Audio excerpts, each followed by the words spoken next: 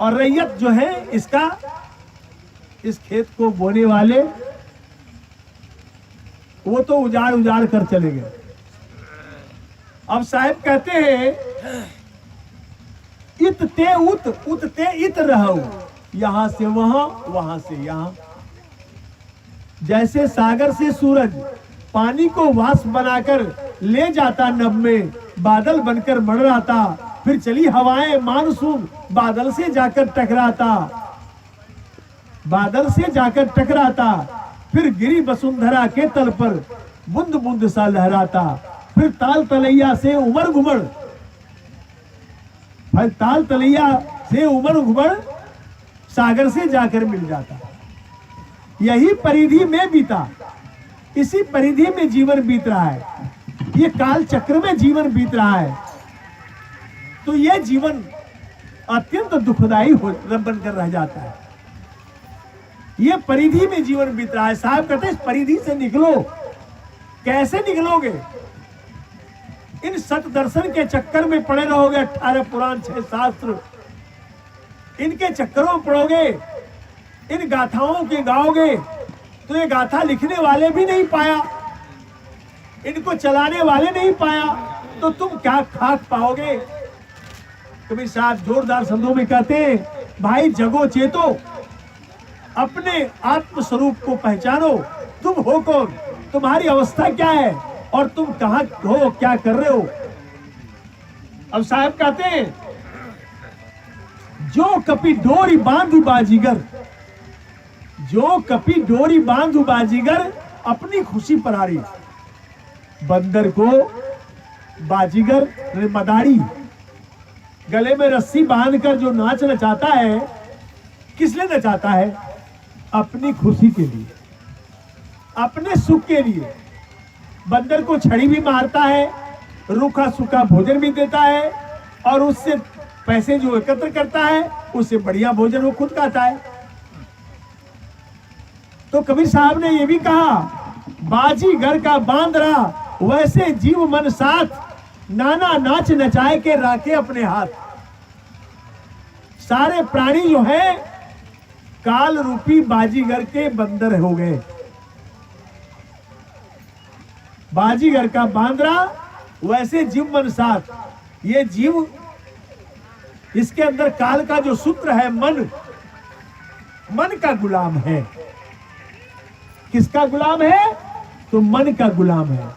सारे संसार में प्राणी मन की गुलामी कर रहा है, और मन जो चाहता है इसे करवाता है।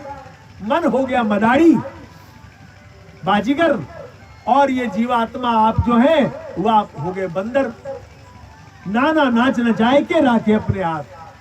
तो अपनी खुशी परारी, अपनी खुशी के लिए यह मदारी बंदर को नचाता है। यह फेर उत्पत्ति प्रलय का विस्या समय विकारी। जो कपिडोरी बांध बाजीगर अपनी खुशी परारी, यह फेर उत्पत्ति प्रलय का विस्या समय विकारी।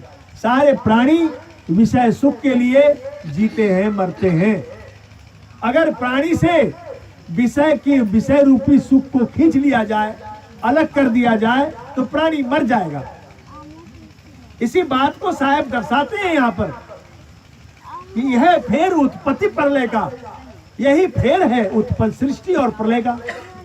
सृष्टि हुई और प्रलय का अंत है। तो इस बीच में जितनी कथाएं हो रही है, जितनी गाथाएं हो रही हैं, जितना जीवन गुजर रहा है, जितनी मानसिकता बन रही है, वो सभी इसी बीच में प्राणी के साथ है। विषया समय विकारी, सब विषय विकार के पीछे पागल बने फिरते हैं। आत्मचिंतन के लिए कोई नहीं जाना चाहता। इसी बात को साहब दर्शाते हैं। फिर कहते हैं, जैसे स्वर्ण अपावन राजी क्यों लागी संसारी। जैसे कुत्ता, अपावन का मतलब होता है आप वोमिटिंग कर दें, आप वोमिटिंग कर लें, कुत्ते चाट लेंगे उसको, बड़े स्वादिष्ट बन करके समझ करके खाएंगे उसको। तो इसलिए साहब दर्शाते हैं, जैसे स्वान अपावन राजी, अपावन माने निकृष्ट, माने कहते हैं वोमिटिंग किया हुआ, उसमें राजी कुत्ता होता है। जैसे स्वान अपावन राजी क्यों लागी संसारी। संसारी लोग जो संसारग्रस्त हैं, वह प्राणी जो है उसी तरह से उसी में डूबते उगते हैं, जीते मरते हैं। ये साहब ने कहा, जैसे स्वान अपावन राजी क्यों लागी संसारी, कहे कबीर यह अद्भुत ज्ञाना जो सुन बात हमारी। यह अद्भुत ज्ञान मैं बखान कर रहा हूं, साहब कहते हैं कबीर साहब कि मैं अद्भुत ज्ञान को बखान कर रहा हूं। जो सुन बात हमारी, जो हृदयंगम करे, जो सही दिल से सुने मेरी बात को। तो मैं साहब क्या कहते हैं उसके बाद अंत में कि अजहू लेऊ छुड़ाए काल से। अभी आज काल से तुम्हें छुड़ा लूंगा। तुम जो काल के चक्कर में दुख भोग रहे हो, तेरे दुख दर्द को समाप्त कर दूंगा। अजहू लेऊ छुड़ाए काल सो, जो करे सूरत तुम्हारी। जो अपनी सूरत को, अपनी चेतना को, अपने ख्याल को संभारता है। संवारना मतलब उसको समेटता है। संवारना का अर्थ होता है समेटना। सुरती फंसी संसार में, तासे पड़ गए दूर। सुरती समेटी अंतर करो, आठों पर हजूर। अपनी सूरत को माने आत्मचेतना है, माने ख्याल। ठेठी शब्द उसे क्या कहते हैं? ख्याल, याद। आपकी यादें गुम हो गई है, आपको कल की बात याद नहीं है। तो और कितने जुगांतर से आप परिभ्रमण करते जा रहे हैं। अभी यहां बाल बच्चे पैदा किए, पोता पोतकर हो गया, पर पोता छरपोता हो गया, फिर मर गए। मरने के बाद फिर जन्म लिए, फिर वहां भी वही काम हुआ। बाल बच्चा पैदा हुआ, घर बसाए, उसके मोह में फंस गए। वो आपको अच्छा लगा, वो अच्छा लगा, अब इसके बगैर मैं कैसे जी पाऊंगा, मेरा जीवन तो यही है, मेरा सब कुछ यही है। ऐसा कहकर करके अपने बुद्धि को भ्रष्ट कर लिया और उसी में जीते मरते रहे। फिर यहाँ मरे, फिर वहां मरे, फिर वहां मरे, फिर वहां मरे। ये यही मरने जीने का समस्या सारी जिंदगी लगी है, जन्म जन्मांतरों से लगी है। तो ये तो एक परिधि हो गया। एक क्या हुआ, एक शिकंजा में जकड़ गए हम। हमारी मानसिकता, हमारी चेतना, हमारा ख्याल उसमें उलझ गया, जकड़ गया। इसको कौन छुड़ाएगा? देवी देवता, ब्रह्मा विष्णु महेश, इनके बाप जो है निरंजन आदि शक्ति दुर्गा मां, ये छुड़ा देगी? अरे ये तो महामाया है, ये तो खाती है, ये तो खाते हैं जीव को। बिल्ली कहीं चूहा को, चूहा कहे बिल्ली को कि मैं तुम्हारी पूजा करता हूं, मुझे मत खाना, मुझे मत मारना। कभी हुआ है? साहब ने शब्द कहा है, मेढुक सर्प रहतिक संगे बिलैया स्वान बिहाय। बिजगवाणी है। मेढुक सर्प रहतिक संगे बिलैया स्वान बिहाय, नित्य सिंह स्वास सियार सो डर पे, अद्भुत कथो न जाए। आप सोचिए, भला मेढक और बेंग सर्प के साथ रह सकता है? असंभव। सर्प और मेढक में दोस्ती हो नहीं सकती। लेकिन साहब कहते हैं कि मेढक सर्प रहतिक संगे, मेढक और सर्प एक साथ रहने लगा। कैसे रहने लगा? अब विचार कीजिए, तत्वज्ञानियों की बात है, तत्वज्ञानियों की बात तत्वज्ञान से समझिए। बेंग का शरीर, आपका शरीर जो है उसमें फर्क नहीं है। इसलिए बायोलॉजी पढ़ने वाले बेंग को के पेट को चीर करके उसका ऑपरेशन करके देखते हैं, फिर सी देते हैं, सीवन कर लेते हैं, फिर चला देते हैं उसको। और उसे बताया कि मनुष्य का शरीर और बेंग का शरीर का ढांचा एक है, थोड़ा सिकुड़ावट है। तो मेढुक सर्प क्या है? काल है, बेंग को खाता है। अब एक साथ कैसे रह सकता? अब साहब यहां ये बताते हैं कि दोनों एक साथ रह ले। कैसे रह लेगा भाई? मानव शरीर रूपी बेंग के साथ मन रूपी सांप रहने लगा। रहता है ना।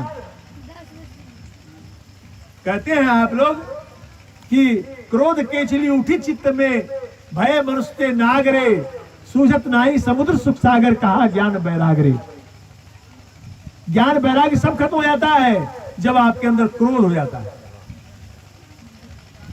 यही मनमा जो है संपूर्ण शरीर को आंदोलित करके क्रोध में मग्न कर देता है और इसकी सारे ज्ञान की का ह्रास कर देता है। तो कहते हैं बेंग रूपी मानव तन के साथ मन रूपी सांप रहने लगा, मेढक सर्प संगे बिलैया स्वान ब्याह। तो माया रूपी बिलैया ने क्या की, काम क्रोध रूपी कुत्ता को पैदा कर दी। काम क्रोध रूपी कुत्ते को माया रूपी बिलैया ने पैदा कर दी। बिलैया स्वान ब्याह, स्वान में कुत्ता, बिलैया स्वान ब्याह। तब और क्या दुर्गति हो गई इस जीवन में, साहब करते हैं उसके बाद और दुर्गति देख लो। नित्य उसी उठी सिंह सियार सो डर पे, नित्य उठी सिंह सियार से डर पे, अद्भुत कथो न जाए। ये अद्भुत कथा है, कहा नहीं जाता भाई, कहा नहीं जाता। कहते हैं जब ऐसी दुर्घटना घट गई जीवन में तो सिंह रूपी आत्मा सियार रूपी गिदड़ से, गिदड़ नितोटी सिंह सियार सो डर पे, अद्भुत कथो न जाए। सियार किसको कहते हैं, गिदड़ किसको कहते हैं, कल्पित देवी देवता, कल्पनाओं से बनाई गई देवी देवताओं को सियार कहा गया, माने गिदड़ कहा गया। और यह आत्मा जो चेतन आत्मा है, जिसमें कि परमात्मा विराजमान है, संपूर्ण सत्ताधारी है, यह अपनी ही शक्ति को भूलकर, अपने स्वरूप को भूलकर, यह माया को अख्तियार करके इस संसार में भटकते हुए इसकी दुर्गति यह हो गई कि कल्पित देवी देवता रूपी गिदड़ों से यह डरने लगा। कल्पना से बनाई गई देवताओं से यह डरने लगा। अरे बा, यहाँ अगर सिंदूर नहीं लगेबे, यहाँ जल नहीं चढ़ेबे तो कुछ हो जेतो, तब के ना हो तो होबे करतो, कर तो मानी लो। अब देखिए, अब हम कह रहे हैं एक बार की घटना है। एक पंडित जी थे, वो पंडित जी ज्योतिषी थे, ज्योतिषी शास्त्र में पीएचडी कर गए थे और उन्हें अपने ज्योतिषी शास्त्र का बहुत गर्व था। उन पंडित ने देखा शास्त्र में, करे रे इस क्षण में अगर इस नदी के स्रोत को कोई पार करेगा इस पानी में तैर कर, तो उसका शरीर शून्य हो जाएगा। ये लिखा हुआ है मेरे पत्रा में। अब पंडित जी बेचारे ज्योतिषी शास्त्र के कल्पना में भटकने वाले थे, वो तो भय के मारे चुप होकर किनारे बैठ गया। उसी क्षण में एक यादव जी थे, उसे नदी पार करना था, दूध लेकर के जाना था।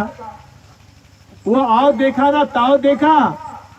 उन्होंने क्या किया कि जो कमीज उमीज था सब माथे में पर रख करके उस पर पगड़ी बांध ली और शरीर से खुला बदन हो गए।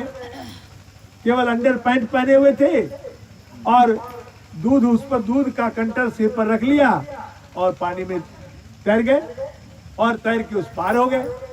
अब पंडित जी सोचते हैं, अरे रे रे, ये तो तैर के निकल गया, कुछ नहीं हुआ इसको, ये पतरा तो सही है, हमने पीएचडी किया है इस पर, हमें तो इसका ज्ञान है पूरी तरह से, इसको तो शून्य हो जाना चाहिए, कोई भी आदमी शून्य हो सकता है।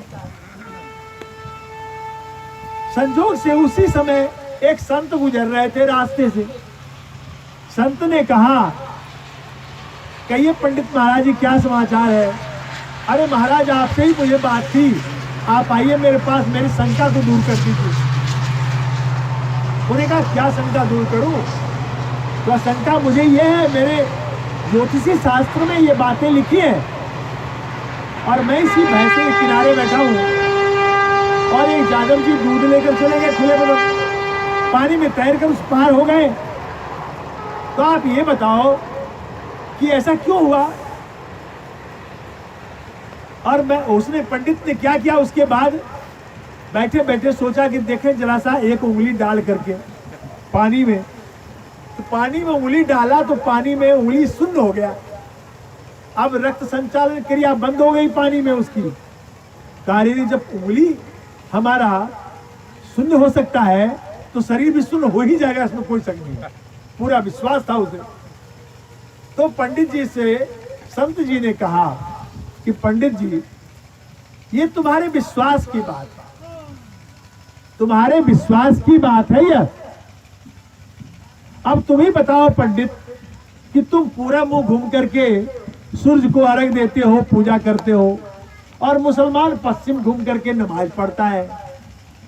तो बताओ, तो तुम पूरब चलते हो, वो पश्चिम चलता है, तो ये बताओ कि वो गलत में है कि तुम सही में हो। क्या बात तो ये मजे की है, लेकिन मैं क्या करूं, मेरी शंका है मुझे खाए जा रही है। क्या यही शंका तो काल है, इसी में तो सारे प्राणी भटक रहे हैं, तुम ही भटका रहे हो और लोगों को। अरे ये पोथी पत्रा जो तुम्हारा है ना, शास्त्र, इसको पानी में डाल दो, इससे तुम्हारा कल्याण नहीं होगा। तुम तो भटक रहे हो, नरक में जा रहे हो पंडित, दूसरों को भी नरक में ले जा रहे हो। दूसरे भी संकालु विचार के हो रहे हैं। अब वो अंगूठी पहनेगा, मूंगा पहनेगा, कि नीलम पहनेगा, कि क्या पहनेगा। अरे ये पहनने से ये होता है, ये पहनने से ये होता है। सारी जिंदगी पत्थर पहनते रहो, सारी जिंदगी अपने को बर्बाद कर लो। लेकिन आत्मचिंतन से कोसों दूर हो गए। तुमने कभी यही नहीं विचार किया कि हम कौन है, हमारा मन क्या है, मेरा जीवन क्या है, मेरा शरीर क्या है, और चिंतन क्या है। ये कभी विचार तुमने नहीं किया। ये पंडित जी, ये तुम्हारी अज्ञानता है।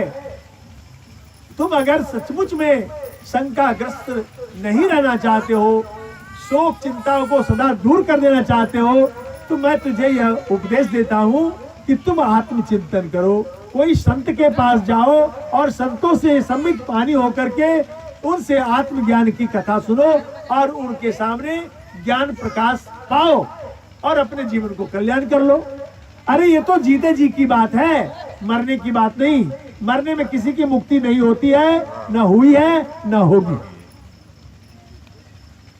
लोग कहते हैं बजरंगबली मुक्त है, सेत बांध।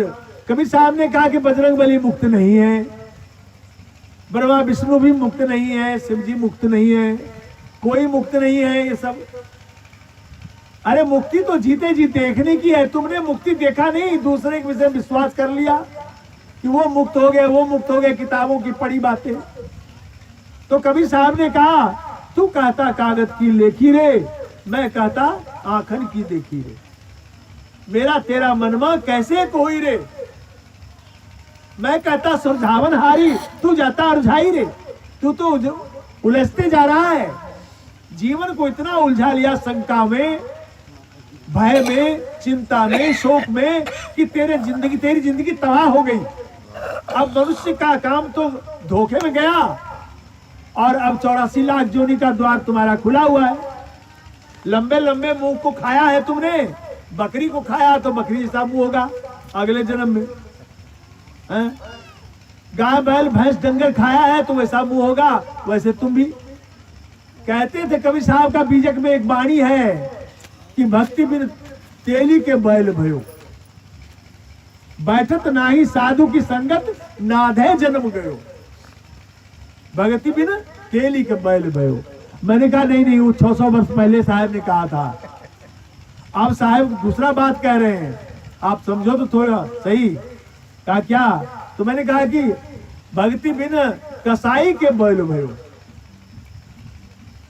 पहले तो कसाई का बैल बनोगे अब, क्योंकि अब तो जिसके घर पे गाय रहती है वो गाय को कसाई के हाथ बेच देता है।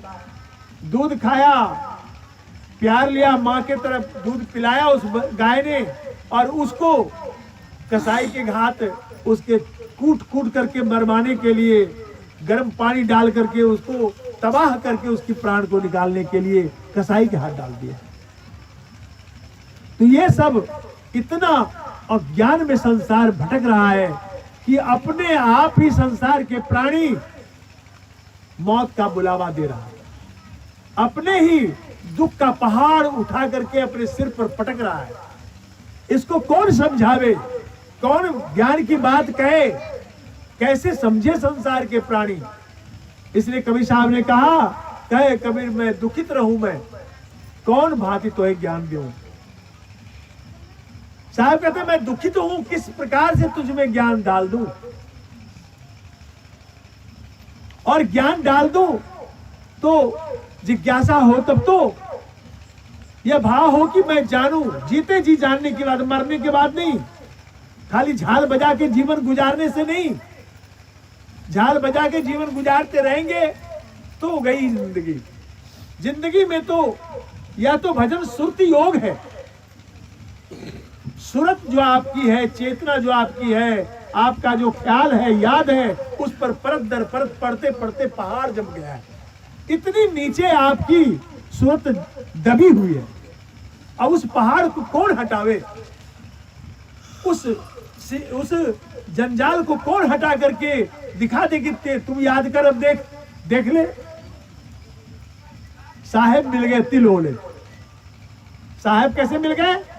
तिल के ओट में। कितना नजदीक है, जितना नजदीक आपका साहेब है उतना नजदीक बेटा बेटी, जनानी, परिवार, माँ बहन, टोला पड़ोस, परिजन, कोई नहीं उतना नजदीक, वो तो बहुत दूर है। अब तुम माया के अंधकार में उसी को अपना मानकर बैठे हुए हो, और जो तेरा अपना है, तेरी ही आत्मा में बैठा है, वह तुझसे तेरा साहिब अलग नहीं है। लेकिन हो क्या गया है, तू मायामुखी हो गए और वो प्रभु तेरे पीछे पड़ गया। सारी शक्ति, सारा ऊर्जा, उसका स्रोत आपके ऊपर है। दया बरस रही है, लेकिन दया लेने वाले आप नहीं हैं। आप तो माया लेने वाले हैं, माया का प्रपंच लेने वाले हैं। दया बरसाने वाले तो आपके पीछे है। पीछे कौन देखता है?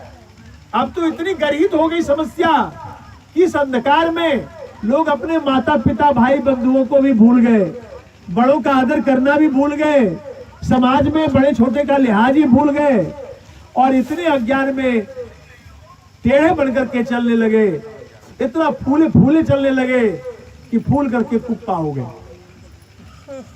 अब ये जानते न, कहते कवि साहब कहते चले न जाने गनमा टेढ़, चलने के लिए जानते न, कहते आंगन ही टेढ़ा है। अब बताओ, आंगन टेढ़ा हो नहीं सकता, आप आंगन कोई टेढ़ा कह रहे हो। तो इसलिए हमें यह कहना है कि हम आप इस संसार में आए हैं, और इस संसार में मनुष्य तन को पाकर, अब मनुष्य तन का जो रहस्य है, इससे अननोन रह के, अनजान रह करके मर के चले जाएंगे, तो मनुष्य जीवन पाना क्या हुआ। लोग भीड़ देख करके जाते हैं, भीड़ देख के जाते हैं कि वहां इतनी बड़ी व्यवस्था है, इतना बड़े संत हैं और महात्मा है, इतने लोग का भंडारा होता है। अरे खाक भंडारा होता है, वहां तो माया का आदान प्रदान हो रहा है। माया देख के क्यों भूल रहे हो? परीक्षा तो कर लो। ज्ञान वहां है। कबीर साहब ने कहा, फकीर का परिचय दिया कबीर साहब ने। क्या फकीर का परिचय दिया? उदर समाता अन्न ले, तन समाता चीर, अधिक संग्रह ना करे, ताका नाम फकीर। एक लाइन में साहब ने सबको काट दिया। फकीर किसको कहते हैं? जिसके पास संपत्ति का ढेर जमा ना हो, अधिक संग्रह ना करे। जो संग्रह पे संग्रह करते जा रहे हैं, फैक्ट्रियां खोल रहे हैं, और सारे परिवार खानदान को फैक्ट्रियां बांट रहे हैं, चेलों से लेकर के परिवार के लोगों को बांट रहे हैं, तो वहां क्या जीव को कल्याण मिल जाएगा? आत्मदर्शन हो जाएगा? कतई नहीं होगा। जहां सबूरी नहीं है, साहेब मिले सबूरी में, मन लागो मुरियार फकीरी में। हाथ में कुंडी बगल में सोटा, चारों दिशा जगीरी में। प्रेम नगर में रहनी हमारी, भली बनी आई सबूरी में। आखिर यह तन खाक मिलेगा, कहा फिरत मगरूरी में। कहत कबीर सुनो भाई साधो, साहेब मिले सबूरी में। साहब ने गरीबी चाल सिखाया, जो गरीबी, दया, गरीबी, बंदगी, समता, शील स्वभाव, इतने लक्षण साधु के, कभी कहे कबीर सद्भाव। ये सत्य भाव कबीर साहब दर्शा रहे हैं कि दया, गरीबी हो, बंदगी हो, उनके लक्षण, उनके स्वभाव विनम्रता में सुशोभित होते हो और अहंकार शून्य हो, सबको ऊंचा बनाकर सबसे नीचा चले और दुनिया को मीठे शब्दों में अच्छी बातें समझाता फिरे, वह साधु है।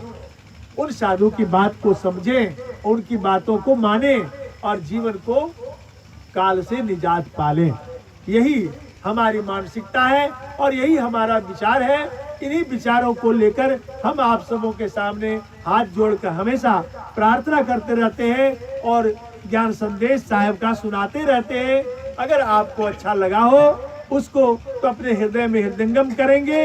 अगर जो बातें अच्छी ना लगी हो या रुखड़ा पड़ा हो या कुछ में ठेस लगी हो तो मुझे अपना ही अनुज मान करके क्षमा कर देंगे। इतना ही कह करके मैं अब अपनी वाणी को विराम देना चाहता हूँ। अब सत्संग का कार्यक्रम समापन होने का समय हो गया, 10 बज रहे हैं और 10 बजे सत्संग का समापन है। अब आरती होगा, शांति पाठ होगा, उसके बाद प्रसाद वितरण होगा, फिर भोजन भंडारा प्रसाद पाएंगे, विश्राम करेंगे, प्रातः प्रस्थान करेंगे। इतना ही कह करके सत साहेब बंदगी साहेब।